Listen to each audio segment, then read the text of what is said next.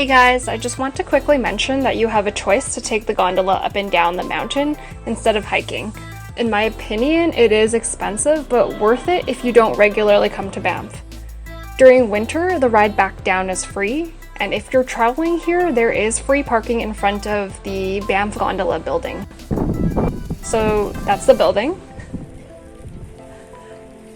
Those are the cables carrying the gondolas up and down, and that's the parking lot. The path one way is 5.5 kilometers and 655 meters elevation. It's a switchback type, which means you will hike a zigzag pattern up the mountain. Dogs are allowed but need to be on a leash. Also note that winds can pick up snow on different parts of the mountain and drop on you spontaneously, so layer appropriately. This sign is close to the entrance of the mountain trail by Banff Upper Hot Springs parking lots. Once you walk past it, you'll see these 3 poles marking the beginning of the trail. Start your adventures! Along the way, you'll take some pretty nice photos because of all the snow in the background. Depending on the time of day, the sun won't be as bright, but it's nothing a little editing can't fix. Make sure to enjoy the scenic, snow-covered hiking paths. And admire the huge evergreen trees, like lodgepole pines. You will pass the gondola cable route many times on this switchback trail, so just enjoy the view.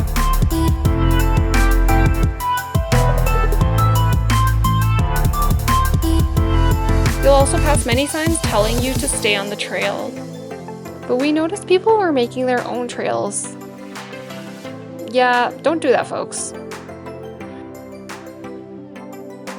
When you reach the top, remove all crampons and ice cleats. Now enjoy the view because it took us 2.5 hours to get here, but we finally made it to the top. When you finally want to warm up, head this way inside the Interpretive Centre building.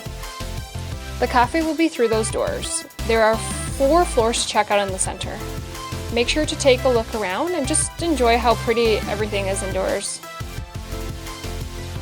Check out the gift shop for some souvenirs. We didn't because we're Canadian and we don't need any more maple syrup. On the second floor is the interactive displays where you can learn survival skills, history lessons, and observe the observation deck.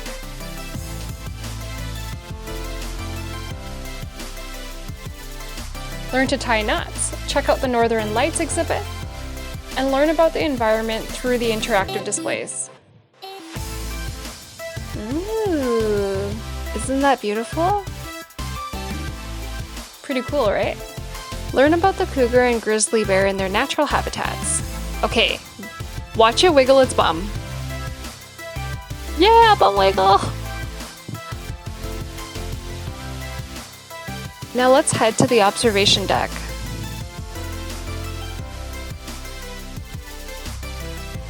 Here's the entrance. There's a really cool reflective bear, some fireplaces, seats, and a heated igloo. It's super windy up there, so of course I go straight to the fireplace to practice my firebending skills. There's a map pointing out all the mountains you can see. An ice sculpted chair for those Instagrammable moments.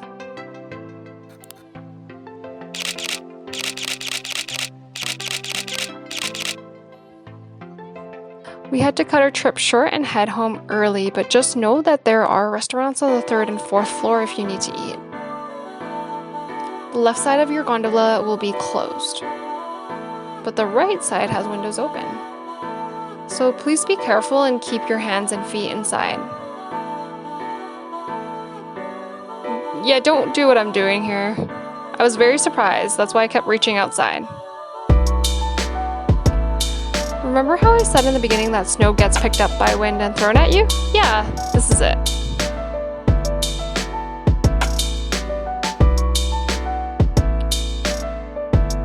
And this is a lot of snow. Check this out. Yikes, right?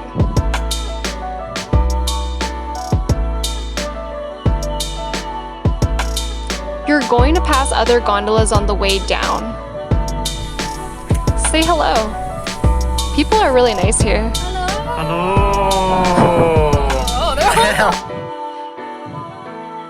Enjoy the enormity of Mount Rundle as it sits in front of you. Yeah. Look back at the paths you hiked up and just feel good about yourself. It took us flipping 2.5 hours, dang it. It's crazy. Freezing my buns up. So what are my final thoughts? Sulphur Mountain was supposed to take 2.5 to 3 hours. We finished in 2.5 hours, but we thought it took longer just because the scenery doesn't change very much as you're hiking up the path. Don't get me wrong, the snow-covered trees and paths are gorgeous, but when you're used to seeing tons of vivid colors when you hike in the summer, it really affects your mindset. So just be aware of that. I would still do it again. I also needed trekking poles and walking sticks for balance. Some of you might not. We would still recommend ice cleats just in case it's slippery. I don't know how to emphasize this any more than I already have, but dress warm and layer up. It gets windier as you get closer to the top. It sucks when you get hit with a ton of snow as seen earlier. Always confirm trail conditions before your hike.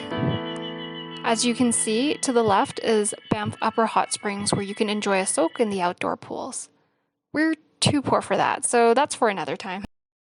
Alright, so that's the end of this video. Thanks for watching!